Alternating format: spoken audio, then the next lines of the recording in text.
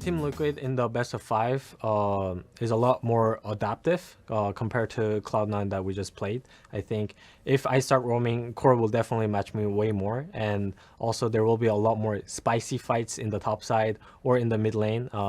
That's what happened last time when I played them, and I think it's just gonna be in the end about who is just mechanically playing better in those situations.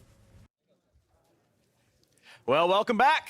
I gotta say, the mechanics pretty damn solid from top half from 100 Thieves last game. Not to give shade to anyone else, but like Closer and Sunday were completely gapping the opposition. They really were. I mean, I think I also am seeing a shift here. Team Liquid picking blue side in this game, even though both of these teams have predominantly won on red side for most of the season. And I think it's a response to how well that Jarvan first pick ended up working out for them.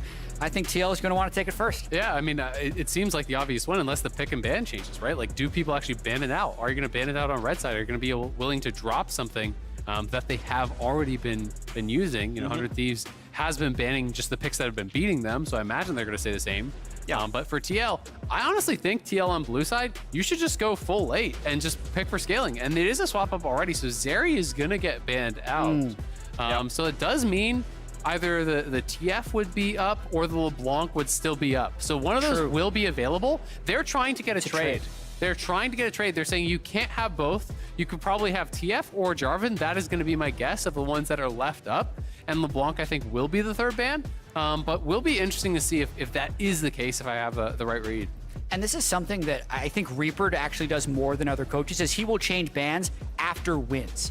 There is obviously a side select change as well, but literally their whole pattern has been what beats us, we ban. So you change naturally off of any loss. But then even after a win, they'll be making tweaks just to keep the other team on their toes. They're talking about it last seconds here. What if there's even a Jarvan angle if they're that worried about the first pick? Possible. As strange it would be. I mean, Jarvan has won every game. TF will be the ban. Okay. But I think Jarvan first pick with LeBlanc open is worse because LeBlanc is so elusive. It just, will Abidaga play the LeBlanc? You know, I'm just not sure that that's... I think you just first pick LeBlanc again. Yeah. Which is different because you were talking about, in between the break, we were discussing like what should Team Liquid do. Ahri? Oh yeah, Ahri, that was permabanned pretty much the whole series as well. Well, yeah. So that makes sense. Last game, it had been open, but obviously they didn't want to go towards it. It was kind of getting banned out sometimes. I think game 1 it did get banned out for sure. It was banned, it's been banned actually. It was in the second round? Game 2 that it was open. Okay, game 2. And Abidaga didn't, no, sorry, it was banned in every game. I'm trolling. It was banned every game this series. Okay. Yep, gonna be left available, and it is grabbed here by Team Liquid. Jarvan gonna be the trade back, and of course 100 Thieves know that, right? They know it was taken. They trade mid laners back. 14 career games played for Abidaga on LeBlanc. 50% win rate, which is below his career average. Not a huge statistical sample, but just for what it's worth, that's what's going on with him. And of course the Jarvan, who is undefeated in this series, gets locked in for closer. I wonder if he just goes Volibear again, right? To try to scrap 2v2 mid. Ahri has also been, I think, probably Bjergsen's most impressive champion over the last couple weeks. He started to bring it out. He started to have these carry performances on it. Viego instead the pick. Santorin going to what Closer had been bringing out in the first couple of games. So very interesting. It's kind of total shift here away. Yeah. 100 Thieves isn't just like full late game on their side. Of course, they could do like a third pick, you know, and go more for scaling. They have been wanting to secure that for FBI, so I wouldn't be shocked to see 100 Thieves third pick Aphelios or something like that again. But, you know, TL, we have to see what is their read. Do they want to try to go, you know, more towards scaling? Lucian said, so this could be top. This could also be bot because Whipple is willing to play it. I'm gonna be honest, I haven't really liked TL with the double marksman comps. I don't think that they're that good at closing out the games. They're often good at creating advantages, but it'll be interesting to see where they want to take us, because now on 100 Thieves side, you kind of have to wonder, it's like, all right, well, should we be banning out bot laners? Should we ban out like Nami as a pairing? You know, where do you want to focus? Aphelios feels like the obvious ones because they just put so much priority on FBI getting a scaling team fighter. All right, well, team fight's gonna look good. Obviously, LeBlanc a bit more early game skewed, Jarvan the same, but even if you are late game, Jarvan's flag's still gonna give some attack speed, which, you know, FBI's happy to get, of course.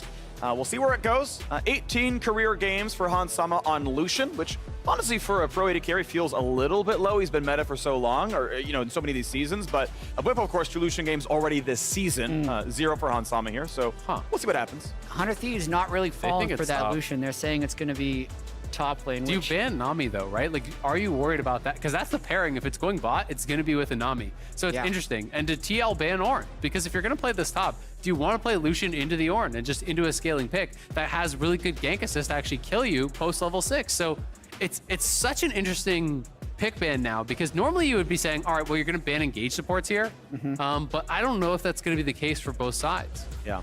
Also interesting, they're leaving up Jinx, for example, as, you know, the like premier AD carry, basically. They do get the Nami ban going through in case it is that one, but it's like, yeah, Zaya's your easy answer. You're trying to get away from a Jarvan gank or LeBlanc gank. You immune the EQ knockup, or you immune the sigils coming down. Yeah, and actually I think if you go untargetable, you don't even get the terrain either from the ult. So Zaya has so many tools of getting away from a Jarvan that, oh, they do flex the top to play that, but otherwise like, yeah, but no one else matters that much for us. So it's Lucian top. If you're banning Malphite, they're concerned about that. But I still think they can go Ornn. So maybe Bwipo's read is, I can slam Ornn. Whether or not that comes down, I mean, you should get push, you should get a lane advantage, but again, post 6 with Spellbook, you swap over Ignite, you have kill threat on Marksman. And with Jarvan coming up there, it's going to be so threatening. So I just like 100 Thieves draft way more. Unless there's some sort of big pivot here that I'm not expecting for TL, I feel like TL are drafting themselves in the exact same situation that they were in Game 3. So I'm gonna do a charitable thought on TL, which is they're baiting the Ornn pick here by banning Malphite. Like, oh no, we gotta get rid of your tanks, grab one early. Lucian bot with who, right? Like that's kind of my problem is like you try to go Lucian Karma or something, but all of the good bot lanes, I think it's gonna be Ezreal Karma, and I think they're gonna do basically like the same thing that they did last time, where they have no engage and they have to stomp early, or you just auto lose. Oh, actually, Braum doesn't really change that, to be honest, because again, it's not engaged. It's like more of a late game thing. It's better against Ornn in team fights if that's what they end up going for. But then the question will remain of whether or not they're actually stronger in 5v5, even with the Braum. I mean, they can't start fights, right? So you have to win early. Is basically how I look at this. If you're playing Lucian top and you're playing no engage, you must win early. Braum does shut down the Ornn ulti, as you say. Thresh Aphelios, this is like throwback. This is like first weeks of spring where people were going Aphelios Thresh or Aphelios Jinx Thresh every single game pretty much. I really like the 100 Thieves draft. We'll see if it does get locked in, but I think the pick makes a lot of sense. Oh, interesting. On. Okay. So I will say anyone who's pokier tends to look good in a Braum because his engage is so poor. It's like flash 2 or nothing. That anyone who has some range and some decent, and Thresh has some, to be fair, you can kind of like abuse a little bit because Braum can't really fight back easily. And yeah, he's there for the Ornn counter. I would say team fight for team fight. Ornn's still going to take longer than Braum will, so yeah, feels good for 100 Thieves. And they have so much engage. Like, you can nullify the Ornn ulti, but Rakan's going in. J4 is going in. There is a lot of that. Yeah, I think the one thing that could swing this over for TL is how good is Bjergsen's Ahri. Yeah. Because it has been banned the whole series. We've seen so many Ahri pop-off performances around the world in playoffs. The champ is super strong. TL also played a really good game around mid lane. They have the ability to get top prio. I think Ahri kind of has to take over this game to give them a big lead. Otherwise, I do think the 100 Thieves scaling and engage options will just be too much. Yeah, I mean, TL can absolutely run over early game and stomp this game out, but that's going to be what it requires here. All right, TL, do they end it 3-1, or does the reverse sweep continue? Let's see it. Team Liquid is 100 Thieves, Game 4.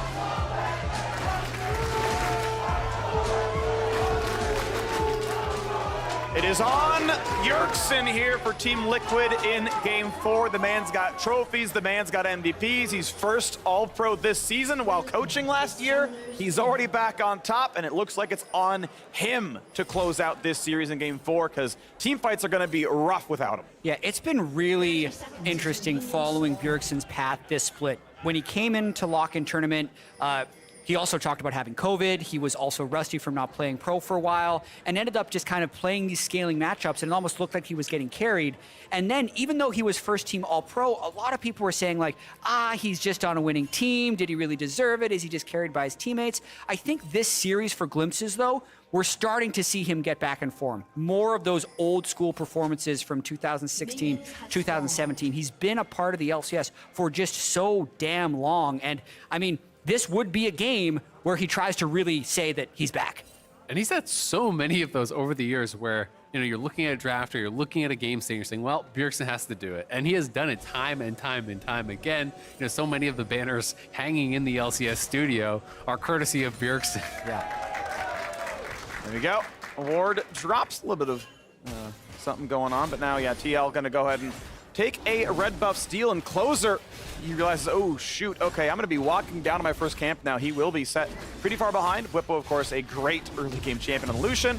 As Smite comes in, Santorin gets a red steal. And this is just smart. Set up the split map. You have to play somewhat towards the Lucian. Lucian is not a champion that you want to just sit back and go even against. So being able to push J4 to the bottom side of the map where you have Ezreal Braum, not someone you really want to gank. That lane is very tough to kill for J4. Protect the Lucian, set it up, really nicely done. But he should be able to cross map because you're going to have pressure on the Aphelios Rakan, so he may get equal camps depending on how mid lane looks. But again, then he's not on top side. Sure. It's more about protecting the Lucian, I think, than taking more camps away. I don't think that he's expecting to be able to defend his bottom side. I think that he's just trying to defend the Lucian, allow Bwipo to push, because Bwipo has to play aggressive in this 1v1 to create an edge. Yeah, it's... the CS is not updating in the bottom right now, but it is 12-4 in the top lane, so definitely denying a lot of CS off of Someday. And this is the type of style that TL tried to play back in week 6. They basically took a whole week and said, we're just going to try and practice snowballing around topside. I feel like part of their practice during these 2 weeks between the last matchup they had was trying to snowball mid lane, which they were able to do with Bjergsen's the block game. So the totality of the practice and the things that you've learned throughout the split can be used during best of 5 series like this, and it'll be interesting to see if this particular one pays off, because the top lane snowball hadn't looked that good. Yeah, and I think it's a great point, and it is. Oh, nice charm. He's gonna pull in tower range. Oh, that's a turret shot. Did 150 damage or so from the first shot there. Looks pretty nice. If that second one went off there, he might have actually been able to kill him off. That was pretty close, but yeah, I mean, TL has been very flexible, and they have been trying out a lot of different stuff here. You know, throughout the regular season, Bwipo, you were talking about it, Freak, with his 19-odd, 18-odd, unique picks. Santorin, though, going over towards mid. Will they get a charm flash? Covering here. Gets out in time, but yeah, with W down, theoretically you'd have that play, but it's not going to come through. Going to take the top scuttle instead. Midlaner's just trading blows back and forth. Now Abbedagga has a chance to keep the wave in front of his tower. He's going to play it out. Looks like he's going to just go ahead and mostly last hit under turret itself. And Bjergsen is coming in to grab an early blue. 3.5 minute blue buff for Bjergsen? Okay. Give the experience to your jungler, I hope. Yeah. Would be nice to get 6 on Viego. It's actually pretty valuable. He's actually going to cancel the recall, so he's just going to go back mid. He has one minion dematerializer left, so he's actually staying for the cannon wave because he can insta-kill the cannon and get a shove here, so he gets an even better recall. Abbedagga is not playing TP, so he had to reset. Will lose a couple minions there, but won't be too bad for Abbedagga because it's a cannon wave pushing in, so they can tank up like 8 tower shots, I believe it is. Nice knock up there. They should know that Diego's around, though. He gets the knock up and a damage, and Someday is a flash away from dead. Q's come across, they knock him down. Well played. That was such a bait by TL. Bwipo had Viego behind him, so he's, I'm a little bit too close to the pillar here. You might want to knock me up. Someday liked his odds there, but getting that first blood when you're already down farm is so big. This is exactly what TL needed to do. But I think he should have known, because I think Santorin hit a Scryer's, but it's why the ward was killed. I don't think there's any other way for that ward to die except Santorin hitting a Scryer, so he should have known Viego was topside. Yeah. He took a fight and got punished. It's a top lane bet. Santorin had shown mid. He'd stuck around for a long time. It is actually a huge overstay what Santorin just did, how late he took his first recall, but it absolutely pays off. It's a lost bet by Someday, and it's exactly the type of start you want if you're TL and trying to play through the solution. Look at what he's able to do. He started call. He now has his noon quiver. Didn't even have to burn flash to get that kill. Yep, absolutely. And yeah, I mean, I think he may have had that knowledge. We're not far enough back in the replay to actually see what all his vision was. But of course, at this point, he does see Santorin coming in, not able to flash the W. I think that would have been his only hope to actually surviving, is if he could have flashed that stun there from the Viego. But a really nice setup from TL. They get the kill. First buy is huge for Bwipo, but he's got to keep the pressure on because you need to continually extend the advantage. You need to be able to threaten farming plates against this Ornn because you've got to play from ahead. Because if it just starts to go to parity and Ornn gets up to a Frozen Heart, gets up to that Mythic, you're just chilling and farming, and you just wait for your jungler to come up and ult the Lucian every single time. Yeah, it's once again triple AD, right? Ahri does not want to punch through front line. Like, she's going to go... I mean, Ahri's not going to go Everfrost CDR boots. Like, she's not gonna be that one-shot threat or even the sustained damage threat to the Ornn. Yep, and you can see there's the Frozen Heart components, right? It's like, yep, great. I have an attack speed slow against 3 auto attackers. That seems good. I'm stacking armor against triple AD. That seems good. Let's get it. And that's going to look pretty good. So as long as, you're not running over the game, which is, as you've both been talking about, the early game definitely matters for this top side. Closer, though, able to, with his bot lane pressure, this Rakan is good into Braum because he can't stop any of your poke, anything else. They get control. 625 on the first Drake. Looks good. Oh, that's He's Ignite. He's got flash, and he flashes the knockup really, really well played. Coling does not hit a ton. Goes back in for a bit more damage, just a bit of poke. And someday will get worn down a little bit, but blocks a lot. But this does mean, now again, he didn't expend the Ignite, so it means that there's an opportunity to try to go for a kill as soon as your ulti is back up. But Santorin is wrapped around. New cloth armor. Great, And he's 6. Bjergsen's moving. A lot of damage is going to be enough, though. And they see, actually, I don't know if Really we have the damage. healthy, though. Yeah, he's actually 70%, so the wave's going to go down. Not going to be a problem. Gets a plate for it, and decides ultimately Someday's got too much. It is just so hard to do damage to a Warden's Mail Orb. Yeah. Like, that's what we saw there. That was a full combo from Whippo. He used his ultimate, he expended his flash, and with a couple refillable potion charges, Someday's at 80% under his turret, actually means that Santorin has to just path up there for a waste of about 20 seconds, and not much happens. And in about a minute here, when somebody has his ulti back up, if Closer can get up there, I think that's pretty much a guaranteed kill onto Whippo. He's flashless. You'll have ult and ignite if you can hold on to those. That is something you really want to punish. You want to put down this Lucian, especially now that he's expended his teleport. That would be a very valuable kill for 100 Thieves if they can get up there and get it. Well, gets pushed down yet again. Going to be at about 77 CS with, to 68, really. It's a good wave and a half lead here. So a really well done 100 Thieves, definitely winning in the bottom lane with the better scaling pick overall. You can see Whippo, yes, he's the richest man because of the first blood, but FBI's right behind him. And in terms of mid lane, it's nothing really to write home about. It's not been any type of early huge advantage for Bjergsen. In fact, I think Abadage has kind of had the upper hand. He had mid prio while 100 Thieves took that Drake. Only now, with Bjergsen sticking around, having expended his teleport, are they trying to make this move for Rift Herald. And the bot lane is here from 100 Thieves, so we'll see if they want to try to contest. I think they may be just too late to actually stop this. I think it's gone. Yeah, I think so. They did try to... Better smite, better smite. It's his every time. Every time it's his, and he gets it smite, and he gets to pick the team fight now. Here we go, Santorin drop low, judges him toward the wall with the flash, but they got the chase down, and Ignite kills him, and there's no way out. There is no flash, there is no life. Whippo will fall, and 100 Thieves take that battle. Incredibly well done. That was a really good call out, Freak. The upgraded smite was there for Closer. It was not for Santorin. So that's the 900 versus the 450. It's free. You win that every time, as you said. He goes in, he gets it. They get Herald, they get 2 kills. Whippo just died. Now that you can farm the plates from this Lucian who has no TP, they could even potentially get a full tower topside if they wanted to actually commit to Herald. But don't think they're going to drop it just yet. But that is such a big deal for 100 Thieves. They pull the gold right back to even, and they're going to go ahead once they drop the Herald. So TL in bad positioning already here. And Hans is kind of on his own. Flash exhaust, Herald summon. They're going to go for the cooldown just in case. They're going to burst him. There's the knockup. There's the kill. As it is going to be a trade, though. One too many turret shots. Who he burns every cooldown still dies, but they get a lot of turret damage for it. Well, Operation Smash the early game has been a failure for Team Liquid. Definitely looking like 100 Thieves has surpassed that early game. Again, they have Someday's Ornn in such a powerful position, able to stack armor early against an AD-heavy team. 50, After that turret goal, that's all you need. Yeah, like if you're even close to even, you're winning this matchup, right? You are just have so much more baseline value, and this is why I've had these concerns, with some of these drafts from TL where they like to go for this 5th marksman. I think it really kind of derails what their composition does.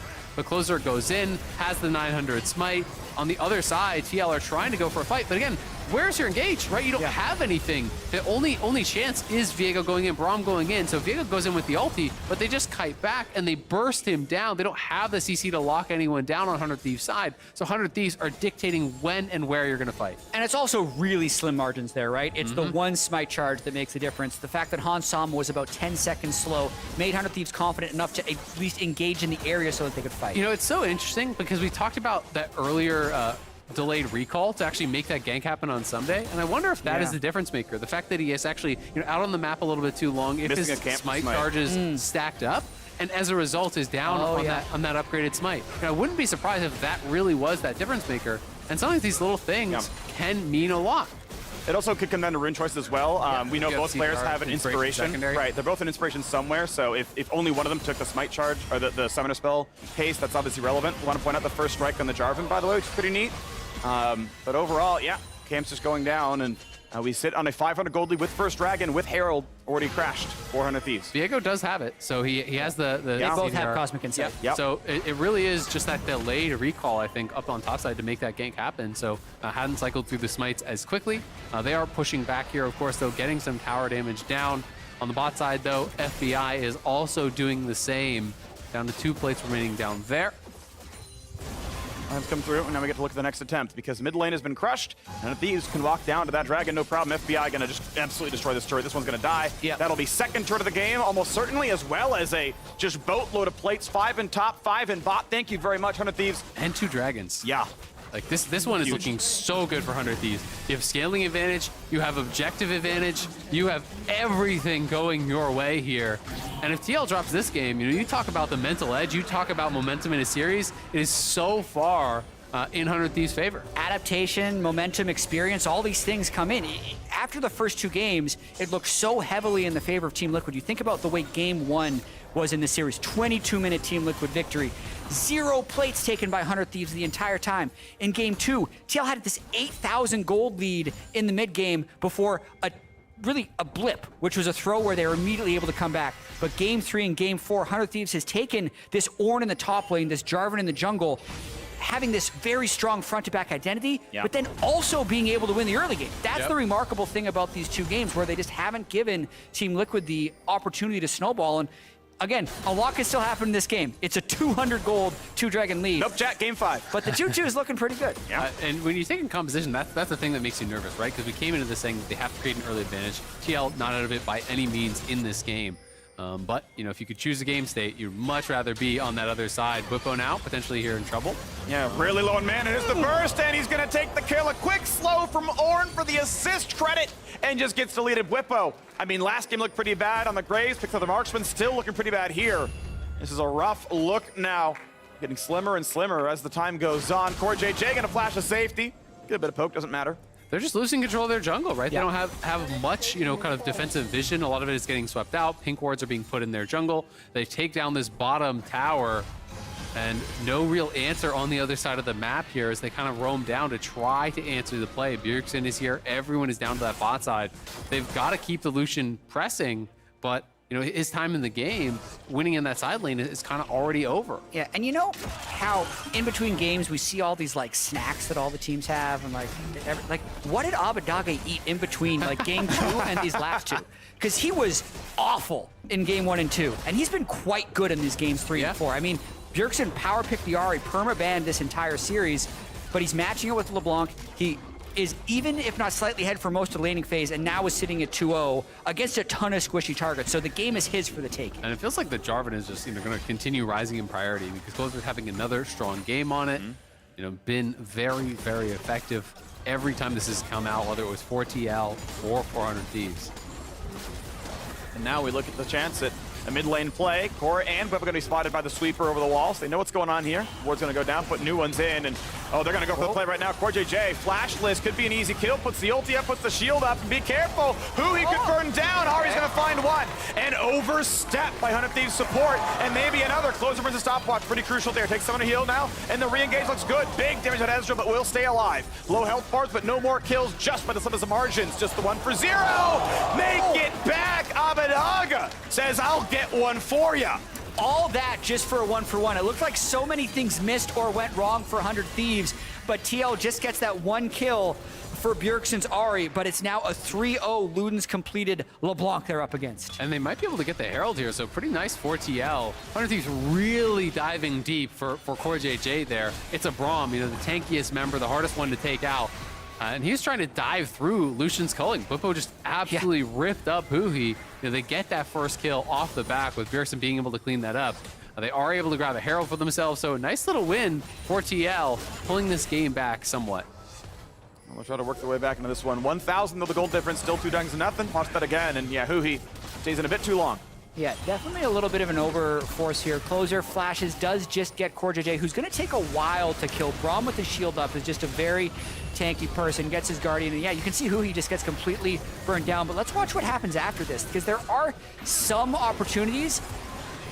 They missed a lot of damage on a Closer after that charm, and he barely gets away.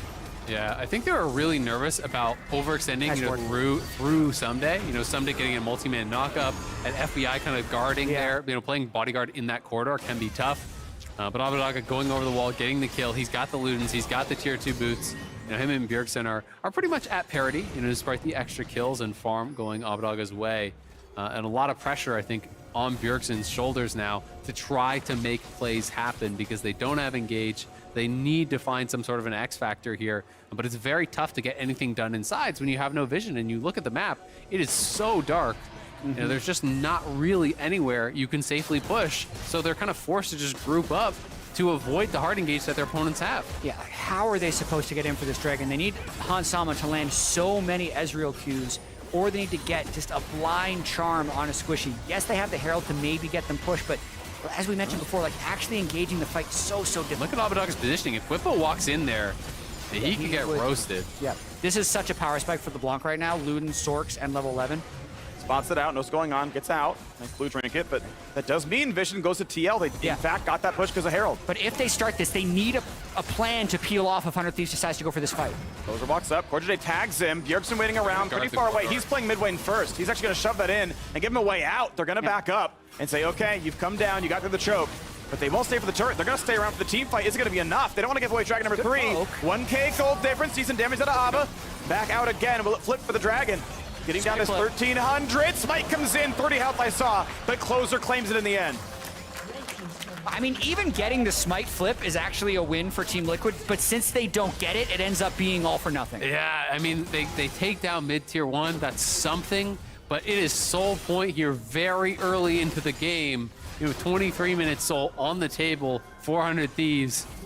It's getting tougher and tougher here for TL, but they just don't have the ability to start the fight. So it requires, you know, not only that a massive amount of poke, but almost a misstep. Because even though Someday was chunked down to like 40%, what are you going to do about it, right? You can't just run at him with your marksman and try to run through Rakan and everyone. And he's still going to have that ultimate available. So it's very difficult to even have the follow-up. So it feels like you need to deny vision. You need to have Bjergsen playing from Fog, try to catch someone checking. But they have multiple tanks to be the ones that are kind of leading the way here. Abadaga gets to play pretty aggressively. He's got no wards in that western jungle. To be fair, neither does TL, but he's got reinforcements nearby enough. And even though that doesn't spot anyone, I don't think Close is going to be much danger. Can always EQ out. There's no follow through. Yeah, I mean, whew, we padded the stats. Best thing Core's done in the last 2 minutes. I was wondering where you're going to go. Not all game. He's gotten some good engagements. Be careful with this one. Just the last 2 minutes. You know, that's fine. So it is still only 19 minutes into this game. It feels much later because 100 Thieves was able to start the Dragon stacking very early, but we don't even have ornaments yet. So really, I think the next 5 minutes is where Team Liquid still has a chance to win this game. Since we saw they did get a lot of chunk down onto Someday, they do still have damage if they're able to get a good calling out. When the Manamune transforms for Hans Sama, I think that's going to be a significant enough power spike that they can look for something. If they get a big team fight win and turn it into Baron, that's their window into still winning this game. And they can find that, but it requires 100 Thieves to be the ones engaging into them and them to be kiting back and focusing down the people that engage, right? You do have a ton of DPS here. You know, if Ornn overextends or J4 overextends and you have both your marksmen hitting them and they get charmed and they get burst down and you get the Viego soul for the reset, you know, that fight can go your way. But if 100 Thieves makes you come to them, it's so tough to really get much done because Lucian then can pretty much only play with culling and it becomes down to Ezreal to really get the poke. You cannot walk up and just start auto-attacking these guys unless they have already spent their spells to engage into you. We'll look for the next play, though, because right now it's Abadaga going to the top side, and, you know, getting those individual picks would help get TL some gold back, get them, you know, maybe the ability to put the wards down and find the next one afterwards, because, hey, then the next charm comes from Fog of War, and, you know, the setup's going to be too hard, but right now they're not finding any plays just yet. I like the BT here, second from FBI. I think he's realizing poke is really the only threat. And with the BT, even if you get tagged a couple times there, you're not going to be in much threat as long as you have access to a minion wave. And it's going to make the 100-0 that much harder as well. And also just kind of zooming out a bit as we wait for this last Dragon or this Cloud Soul possibly to be set up, the rivalry is strong with Team Liquid and 100 Thieves, right? The last time they played in the Winners Bracket Final, actually, people remember the 3-0 final by 100 Thieves at the end of 2021, but the Winners Bracket Final match went to 5.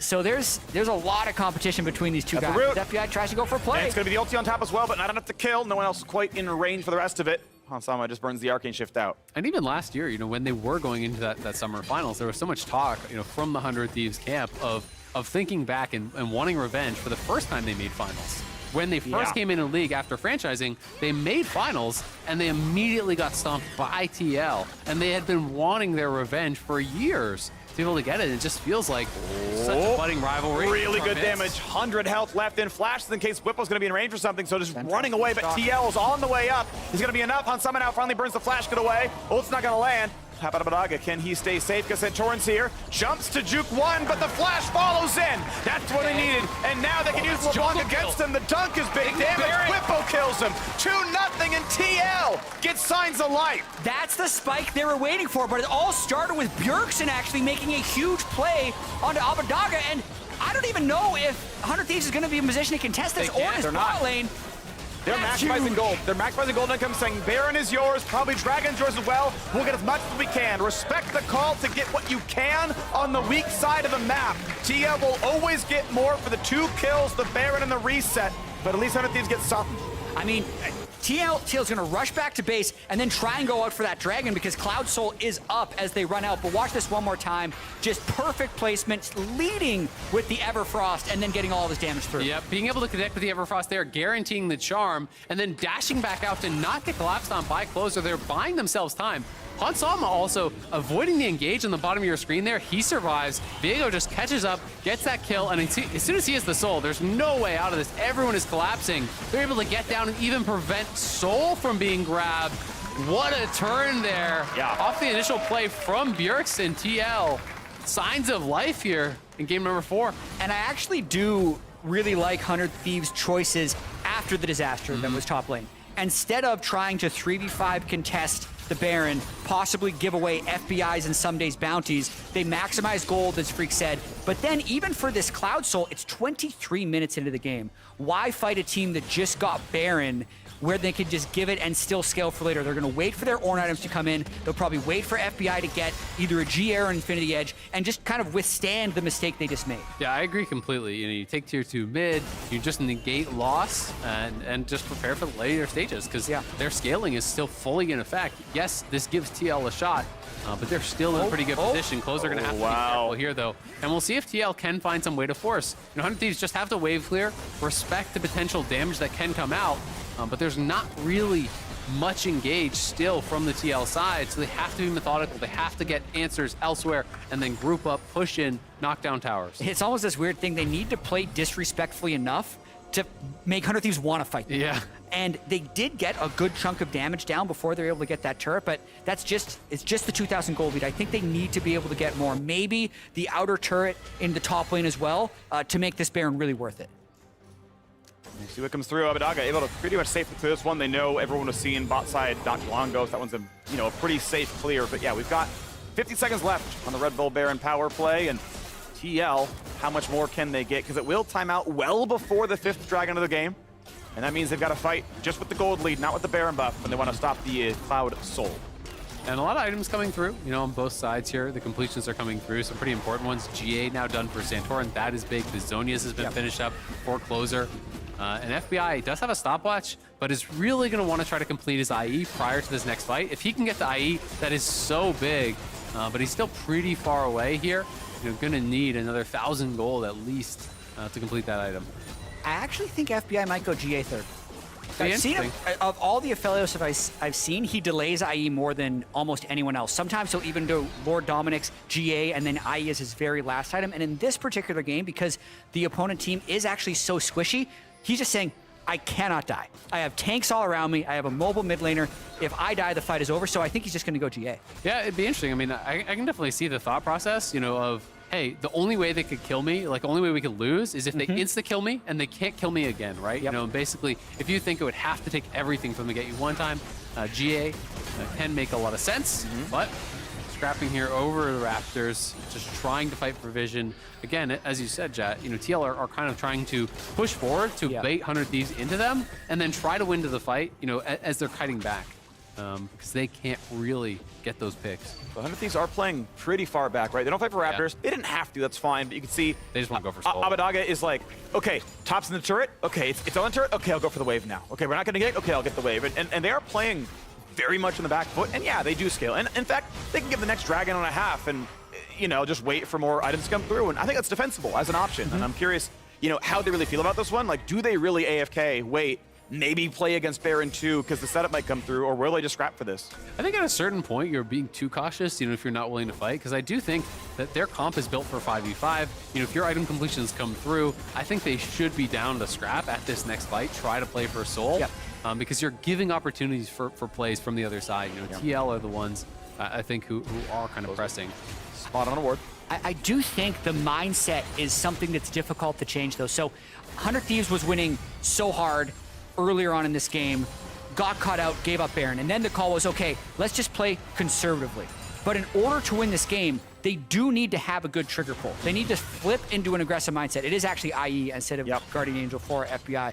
But with how passive they have been playing to not lose the game, they need to make that mindset switch to get back into an aggressive mode and have someday lead with ultimate, have Huhi looking for flanks. If they don't do that, I think they could actually let Team Liquid back into the game. And since it's an elimination game for the series, it would be the end of the series. You're definitely make you hesitant.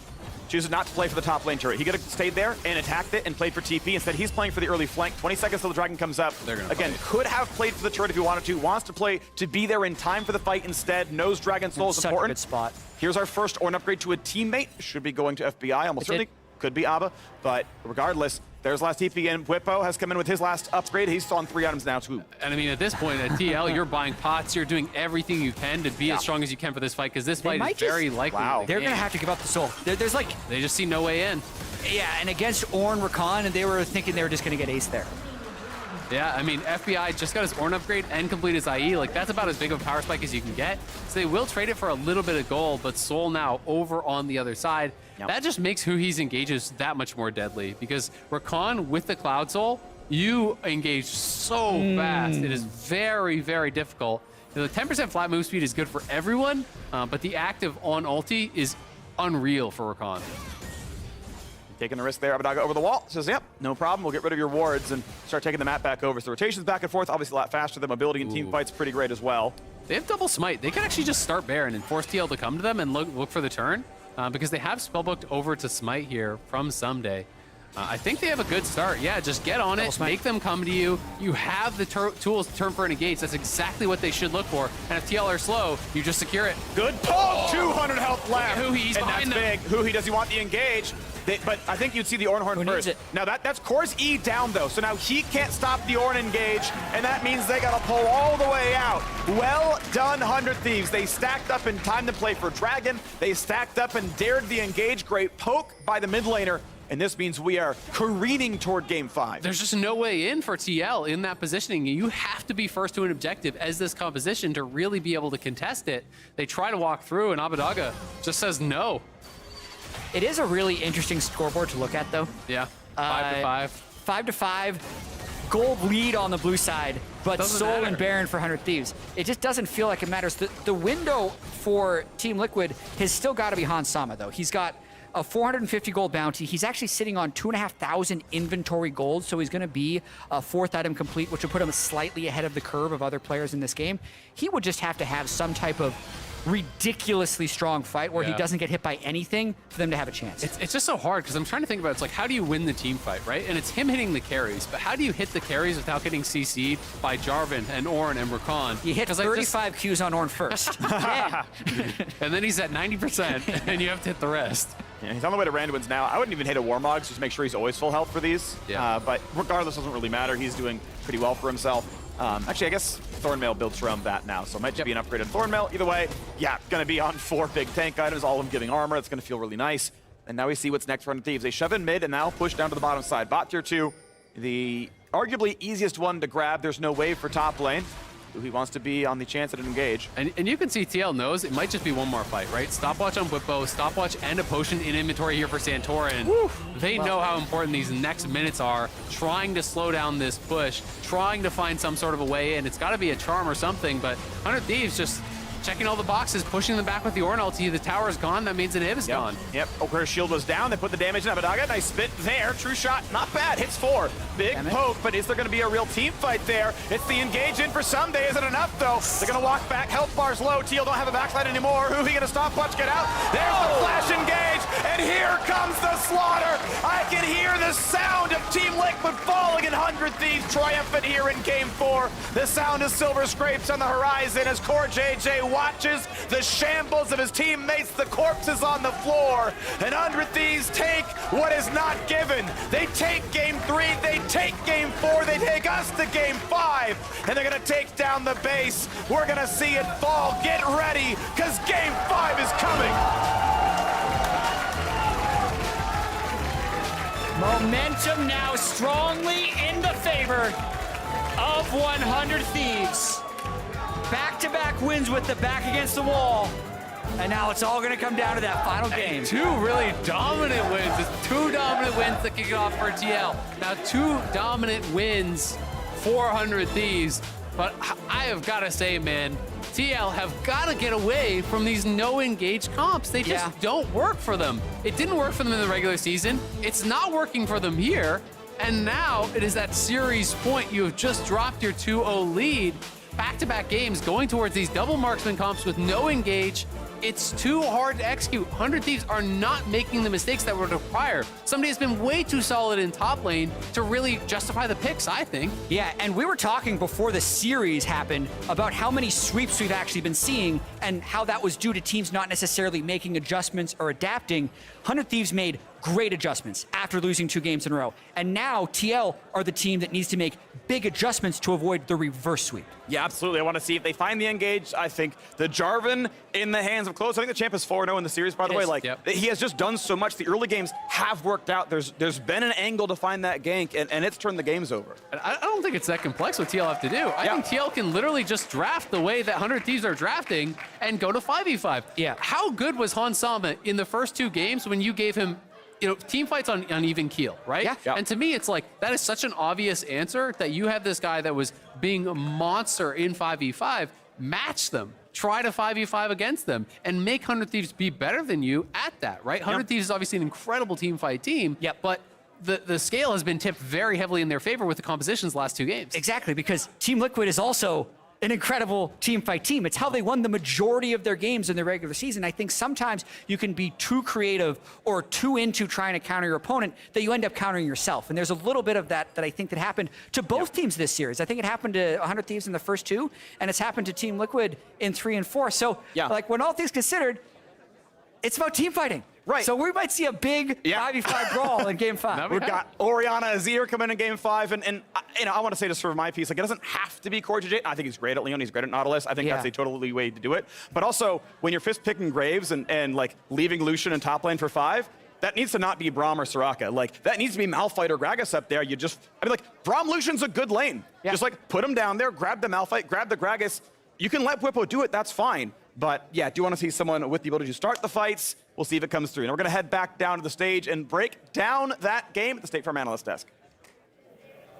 Thank you very much. We've taken the desk out to the stage as we gain a 5th game. Let's go! In this series. Are you not entertained? Mildly entertained. I think they're entertained. I like that. Only get better here in game number 5. So we go to a 5th game. Yeah. And I have to once again start in the draft, Olive, because you and I, we flipped our predictions. We were Team Liquid 3-2s. We said they're going to lock it up here as they jump to the blue side. What the heck happened? Because that draft pissed me the heck off. That draft is it working? That draft is something that I think a lot of pros will like, but you're breaking up in my ears. Oh. I want to make sure. Oh, you can go. Yeah, maybe just grab her mic. Oh, we're sharing mics now? That draft is something that a lot of pros would like because both top and bot lanes are very, have a lot of prio from TL. And the mid jungle is with Ahri, you would expect if they're first picking it, they think it's the best. So in scrims, that draft will win almost every game because you just snowball relatively cleanly and just end the game. But on stage, people will play a lot smarter and not die to a lot more obvious timers. I think the game is really decided by that 8-minute Herald fight. But in the draft, I think what 100 Thieves did was actually very smart in letting TL first pick Ari to get the LeBlanc Jarvan. Yeah, agreed. I Yes. just wish they first picked Jarvan. Just Could've been it too. let the RE go then. Play the LeBlanc, let Bjergsen play the LeBlanc side of that matchup, in my opinion. Yeah, I mean, I'm going to piggyback off of that a little bit because the Jarvan pick is super important as this series has evolved. And then additionally, when we saw TL doing super, super well with the Ahri roaming to side lanes, especially to top, it was through like having pressure mid, right? And that they didn't have that because of what 100 Thieves were able to counter. Yeah, in general, we came into this like that last game saying that 100 Thieves will pick to scale. They will go for control mid option and an Orin in the top lane. So the fact that Team Liquid felt like this was going to be the game to go for a 3-pick Lucian and try and flex it, sure, but it felt like a not a real flex, like a fake flex that they're just going to throw it up top lane. So that was going to happen, but man, this game was just hilarious. I'm realizing now we asked for a bunch of assets. Yeah, And we can't see them. Like B-roll and some graphics, and we can't see them ourselves That's right fine. now. So I can hear that they're playing or I can something's imagine it. happening. Exactly. Walk me through the imaginary B-roll that's Oh happening my right God, now. I can't do Tell me that. what you see on the screen, Raz. I will refuse to do that. But for me, the biggest issue that it felt like it was difficult for Team Liquid to deal with, even after the first Baron that they were able to get, was just really dealing with walking into 100 Thieves vision, range that they had with Aphelios. They really couldn't get past him. Like, that was a big issue for them. So that's a tough one. I think they'll go into the next game. There we go. Our saviors, thank you so much.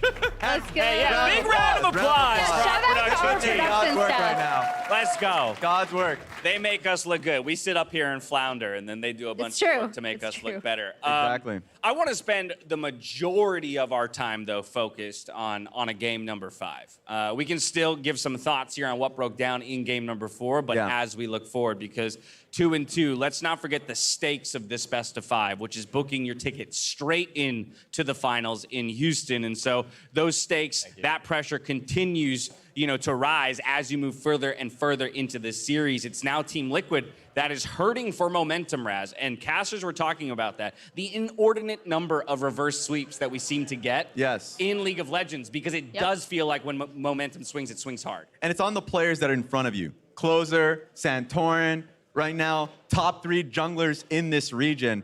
And it's up to them to be able to break this one open. I think Closer has been playing this series phenomenally. And I think if you want to see Team Liquid kind of bump what's currently happening in this series, put your man down bot lane, Core JJ, on an engage option. Work with Santorin a lot more frequently, because that's how they were winning their games earlier on in this series. Yeah. Was that they would try and collapse through mid. If 100 Thieves were forcing fights earlier on, they would just have numbers, and Core JJ would be there on time. Yeah, and before we even get to draft, I'm curious which side they take, because they took blue side last game, clearly thinking that they want blue side. There's your answer. Yep. They chose red side, so they go back to what they thought originally, and I'm curious to see if Jarvan becomes like a ban, because I'm pretty sure 100 Thieves is going to first pick it.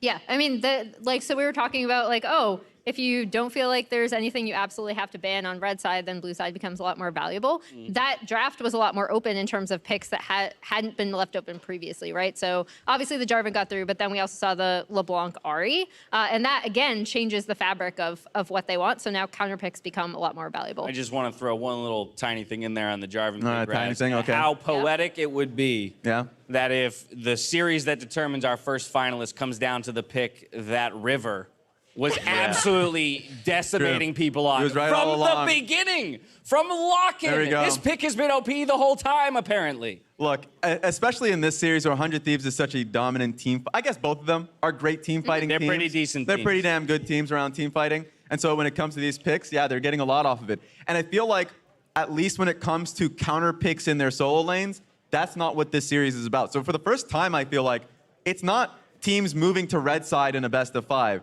They're moving to blue side so they can get their hand on either the J4 pick or the blind mid laners that have been working so well for them. It's a really weird series. I want to see what they end up doing when they get into it. I want to say something quickly. I'm curious if Jarvan gets banned, if people are going to prowl LeBlanc, because if we're talking recency bias, LeBlanc looked very good in the last 2 games as well.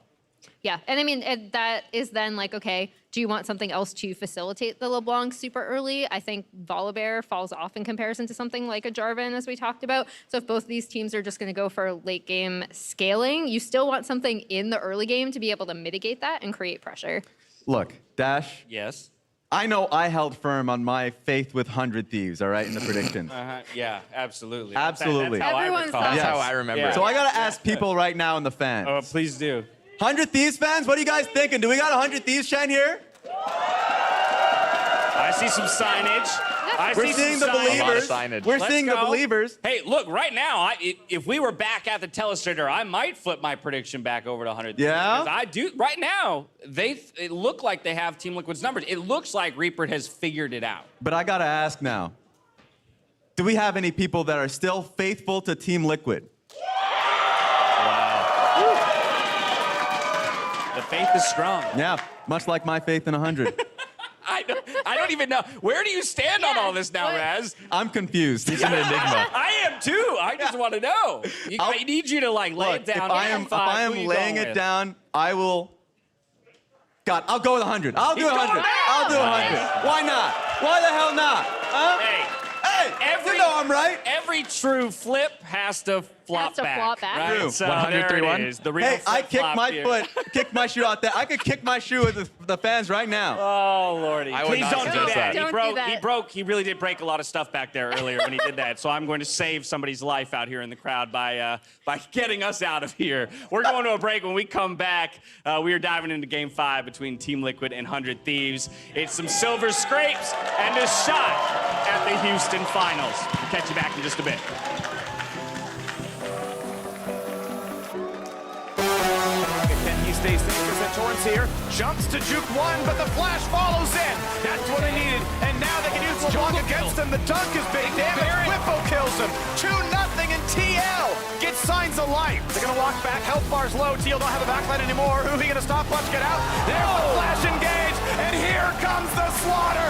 I can hear the sound of Team Liquid falling, and 100 Thieves triumphant here in Game 4.